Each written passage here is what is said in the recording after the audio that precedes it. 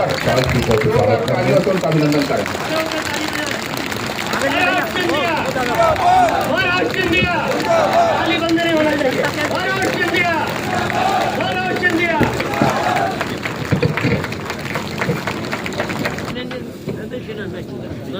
सरपंच गेहूं खेड़ा श्री बाबूलाल जी से भी अनुरोध है, वो भी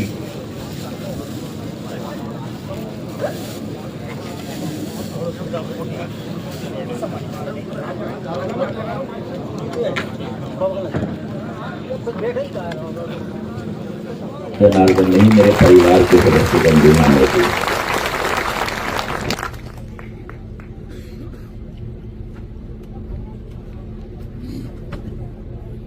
आज जो सौगात दी जा रही है गेहूंखेड़ा में,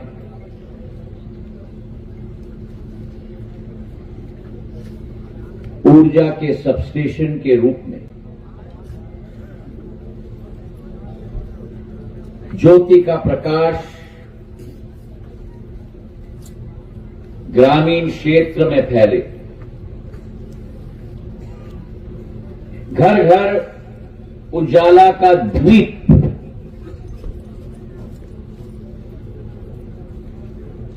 जलकर प्रकाश की एक नई वातावरण तैनात कर,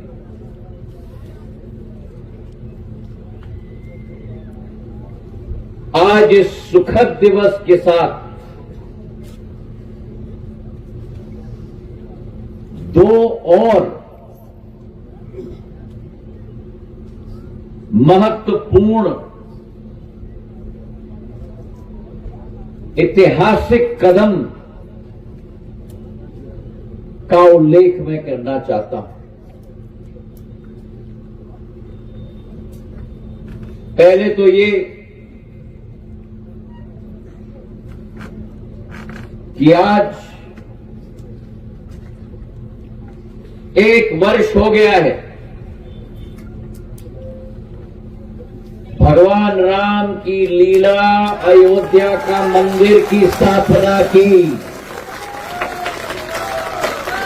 बोलो मेरे साथ, मर्यादा पुरुषोत्तम राम की, मर्यादा पुरुषोत्तम राम की, मर्यादा पुरुषोत्तम राम की।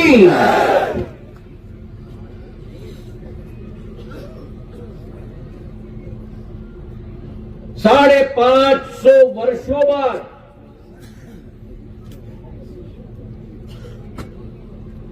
वो ज्योति का प्रकाश भी मंदिर के रूप में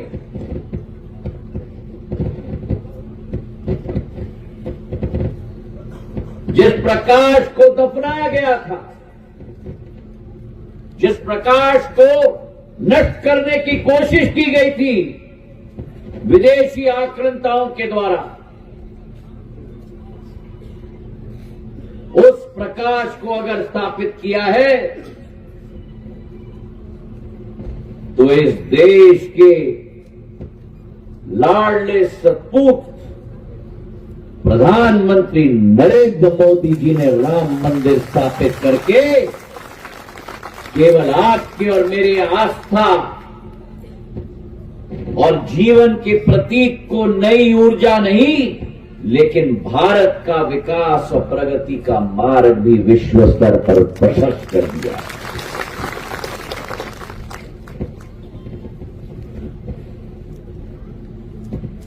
और दूसरा कारण, जब मैं ये दौरा बना रहा था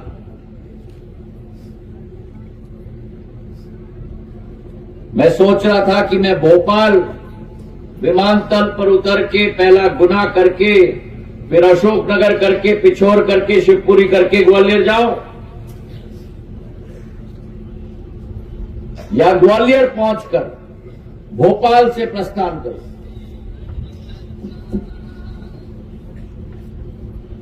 और जब तारीख में देख रहा था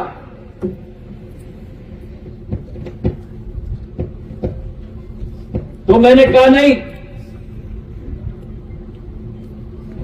गेहूंखेड़ा का कार्यक्रम मैं 11 तारीख को ही करूंगा।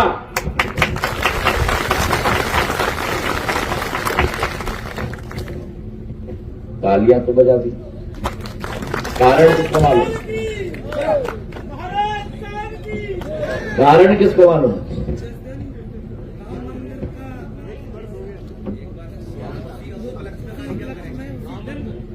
और कोई? और कोई? हाँ, इसलिए मैंने 11 तारीख चुना, क्योंकि आज भारत माता के सपूत लाल बहादुर शास्त्री जी की पुण्यतिथि है। उस सपूत की पुण्यतिथि है जिसने देश भर में नहीं लेकिन विश्व भर में जय जवान, अभी मजा आया, जय जवान, जय जवान, विश्व भर में ये नारा बुलंद किया। किसानों के हितैषी, दूरदर्शक, हरी क्रांति के संस्थापक, दिल में कोमलता,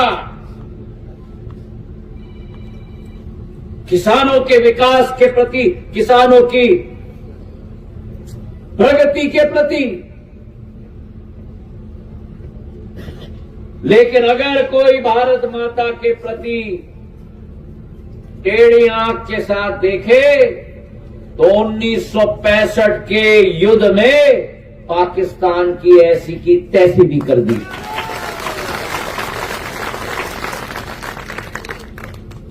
वो हमारे लाल बहादुर शास्त्री थे, और आज अगर उन्हें श्रद्धांजलि देनी है तो गेहूं खेड़ा के सब स्टेशन के उद्घाटन के रूप में हमारे किसानों को एक नई ऊर्जा देते हुए उन्हें हम श्रद्धांजलि देते हैं। मेरे सारे पूर्व वक्ताओं ने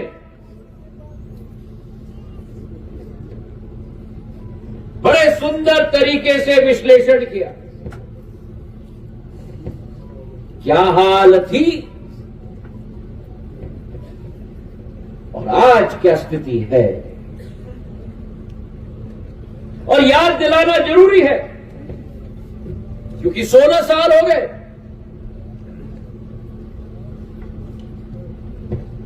21 साल हो गए, नई पीढ़ी आ गई, तो नई पीढ़ी को अनुभव ही नहीं है। कांग्रेस का कालखंड, जब गांव में लाइट नहीं होती थी, शहर में लाइट नहीं होती थी, मिट्टी के तेल के उजाले और प्रकाश में किसान खेत में जाता था और मेरे बच्चों को पढ़ाई मिट्टी की तेल की रोशनी में 21वीं सदी के भारत में करना पड़ता था।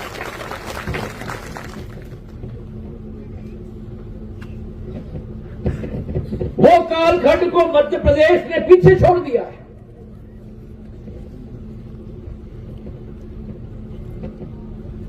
भारतीय जनता पार्टी के राज में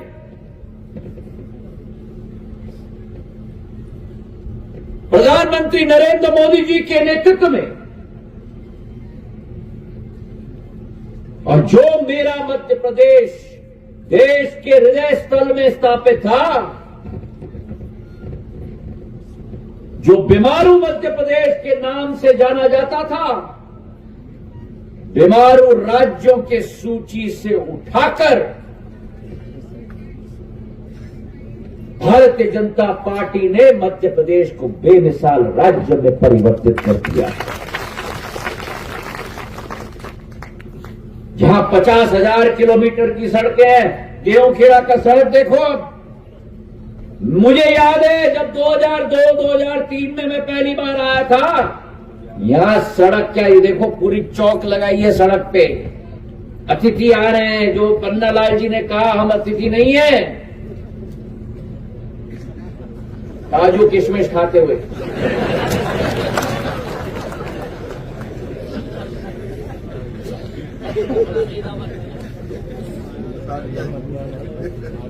यहां सड़क नाम की कोई चीज नहीं थी। पुराने गांव के भाषा में कहते हैं, आज जो इंदर अभी कह रहा है, लोग भूल गए नई पीढ़ी में। अरे भैया सड़क नहीं है तो पगडंडी पकड़ ले। पगडंडी पकड़नी पड़ती थी गुना से आने के लिए, और पगडंडी पे अगर गाड़ी चले तो ढाई ढाई ढाई एक्सेल ही टूट जाती थी। चंदेरी में विक्रमपुर से सौतेर में जा रहा था, उस जमाने में टाटा सफारी होती थी। टाटा सफारी में चला रहा था, सौतेर पहुंचते पहुंचते टाटा सफारी के एक्सेल टूट गई। आज मखमल की तरह सड़कें पूरे मध्य प्रदेश में, जहां 50,000 किलोमीटर की सड़कें थी, आज उसी मध्य प्रदेश में 5 लाख किलोमीटर की सड़कें हैं।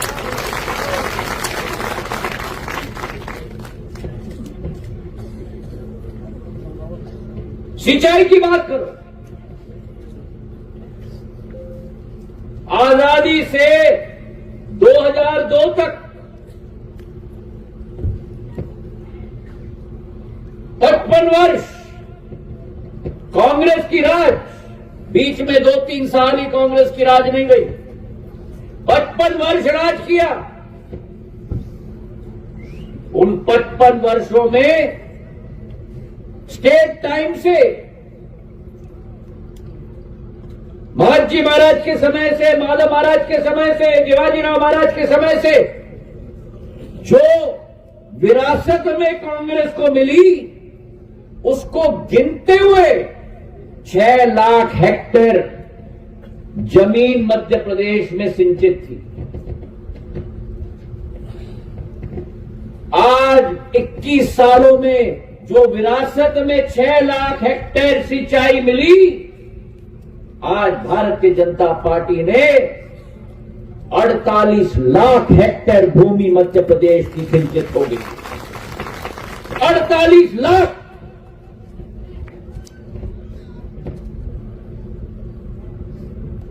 जो गोविंद राजपूत जी कह रहे थे,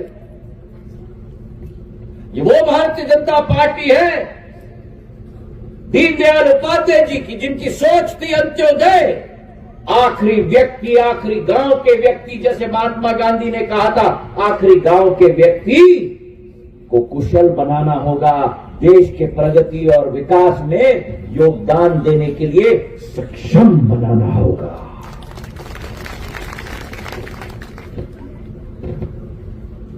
और आज वो समय आया है,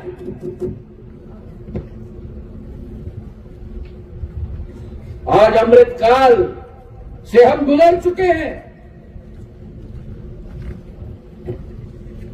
और प्रधानमंत्री जी ने टारगेट बना दिया है 2047 की, जब हमारी शताब्दी काल होगी, देश की शताब्दी काल। हम गुलामी से निकले थे, अंग्रेजों को सबक सिखाते हुए बापू ने अहिंसा के आधार पर स्वतंत्रता प्रदान की थी। गरीब से गरीब देशों की श्रेणी में भारत था। आज प्रधानमंत्री जी के नेतृत्व में हम 5वीं बड़ी आर्थिक शक्ति विश्व में बन गए, और 2027 तक जर्मनी और जापान को भी हम पीछे छोड़ के विश्व के 3री बड़ी आर्थिक शक्ति बनेंगे। मेरे भाई और बहनों, कोई हमें रोक नहीं सकता, कोई मेरी महिला को रोक नहीं सकता, कोई मेरे नौजवान को रोक नहीं सकता, कोई मेरे किसान को रोक नहीं सकता, कोई भी मेरे व्यापारी को रोक नहीं सकता, कोई भी मेरे भारत माता को रोक नहीं सकता।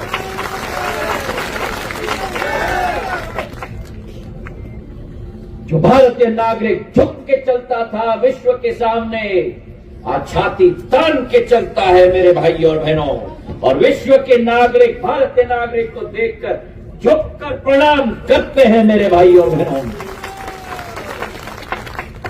और इसलिए प्रधानमंत्री ने कहा है कि ये हमारा युग है, ये हमारा दशक है। हमें उठना होगा, जागना होगा और मां भारती के पूजा करके विश्व गुरु के रूप में हमारे देश को स्थापित करना है। और अगर उस लक्ष्य की पूर्ति करनी है तो आज का दिन महत्वपूर्ण है। हर परेशानी का समाधान निकाला जाएगा।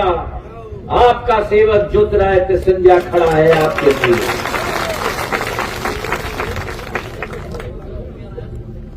हर परेशानी का समाधान, आपका कवच भी मैं हूं, आपका तलवार भी मैं हूं, आपका ढाल भी मैं हूं।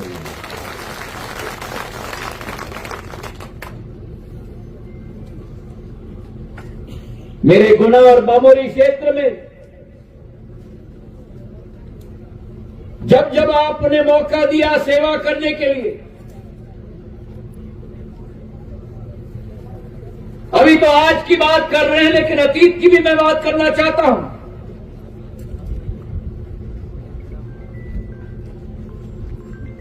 गुना में केवल 1 या 2 सब स्टेशन होते थे।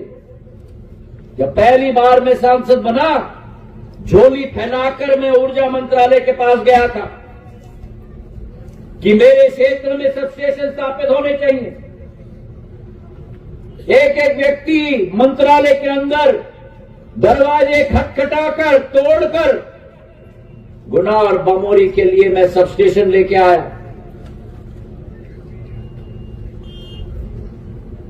गुना में अमोदा हो, बरखेड़ा गिर्द हो, ये बैठे हैं मानसिंह परसौदा, एनटीपीसी के अफसर को मैं लेके आया था यहां। और झोरी में मैंने बैलगाड़ी पे उनको चलाया था, याद है कि नहीं? भोगीराम जी थे झोरी में, वहां तो ट्रक जाते जाते हुए एक्सल टूट गई थी। उस बामोरी में कोई ठीक बोल रहा था, कोई अपनी लड़की नहीं देता था ब्याह के लिए, काला पानी क्षेत्र कहलाता था। आज वो बामोरी मेरा पंजाब की तरह बन गया। बामोरी में अकेले झोरी हो, सिलावटी हो, मगराना हो, मानपुर हो, कलौरा हो, खेजरा हो, बांसखेड़ी हो, रामनगर हो, कावद हो, सेंधवा हो, इंजरा हो, हिरोतिया हो, अकेले बामोरी में 12 सब स्टेशन मैंने स्थापित किए थे। गुना में चाहे अमोदा हो, बरखेड़ा गिर्द हो, नठाई हो, सिलावटी हो, पिपरोदा कला हो, माहौर हो, छिपोन हो, एक एक गांव को मैं जानता हूं क्योंकि माटी को मैंने उठा के सिर पे डाला है। एक एक गांव के किसान मेरे गाड़ी के सामने लेट के मांग उन्होंने रखी, मेरे घर पे आके दरवाजे खटखटाए और उनका अगर योद्धा मैं हूं, उनकी मांग मैं पूरा करके ही चैन की सांस लूं। 8 सब स्टेशन गुना विधानसभा, 12 सब स्टेशन बामोरी विधानसभा। आज के दिन पर गेहूंखेड़ा और इंडस्ट्रियल एरिया का सब स्टेशन, गेहूंखेड़ा का लोकार्पण, इंडस्ट्रियल एरिया का सब स्टेशन का भूमि पूजन। और अगर गुना किया है तो बामोरी नहीं छोड़ सकता मैं। बने और किलमपुर का भी सब स्टेशन का उद्घाटन इसी मंच से हम कर रहे हैं। किलमपुर वाले आ गए? अगर नाम ज्योतिरादित्य है तो ज्योति का प्रकाश भी मैं लेके आऊंगा। अरे बाबा, अभी तो ट्रेलर चल रहा है, तुम पिक्चर की बात कर रहे हो। ट्रेलर करके ही खुश हो जाओगे? मैं बंद कर लूं फिर? क्या पिक्चर चाहिए? अभी सुनाई नहीं दिया, ट्रेलर चाहिए या पिक्चर? हिंदी पिक्चर तो 2.5 घंटे चलता है, मैंने तो अभी केवल 15 मिनट बोला है। अरे साहब आपकी जो हिंदू है सारे सदी तक नहीं देखा और 55 साल की उम्र में महाराज को नहीं छोड़ा और आप तो वैसा ही हिंदू है। आपको अभी जहाँ तक चंगी तरह नहीं उनका फेर होता है मेरे आपसे बोलने पर गलत छूंगा ऐसा नहीं था मैंने जिंदगी में नहीं देखा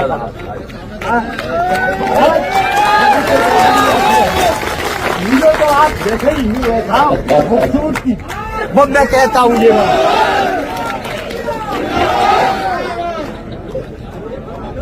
तो अतीत की मैंने बात की और वर्तमान की बात की, और आज के दिन पे मैं ये भी कहना चाहता हूं, एक एक सबस्टेशन पर निगरानी मैं स्वयं रख रहा हूं। आज मैंने गुना के लिए 2 और बमोरी के लिए 2 का उद्घाटन कर दिया और भूमि पूजन कर लिया, पर बमोरी के 5 और तैयार हो चुके हैं। लोडेरा, कौतेर, दबे, आगर्रा और ग्वारखेड़ा अगले प्रवास पे उन 5 का भी उद्घाटन हम लोग करेंगे। कहाँ कौतर है ना, तुमने बोला था ना। अभी देखो पिक्चर वाले अभी भी चिल्ला रहे हैं। तो ये भी मैं कह देता हूं कि आज के दिवस पर करोड़ का भी सबस्टेशन की घोषणा इस मंच में करें।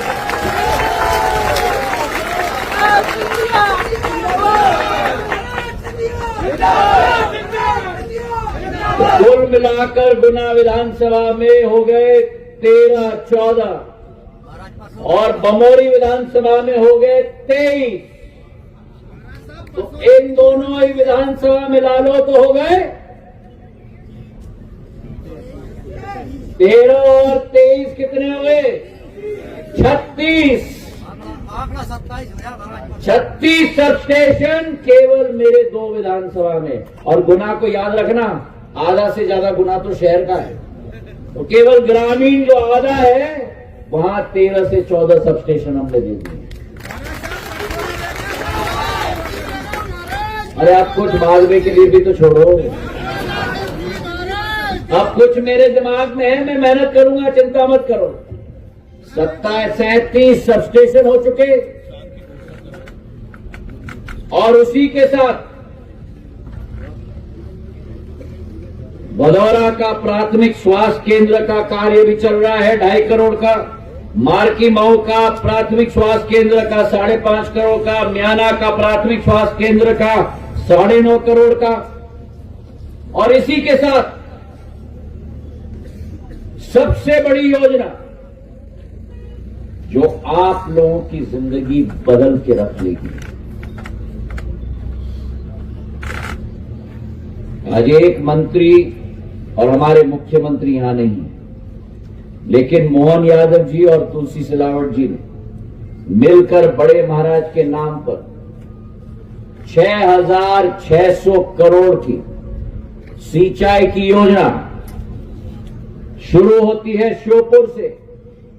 श्योपुर से मुरैना, मुरैना से ग्वालियर, ग्वालियर से शिवपुरी, शिवपुरी से कोलारस, कोलारस से बमोरी, बमोरी से गुना, गुना से राजगढ़, राजगढ़ से रतलाम, मंदसौर, नीमच।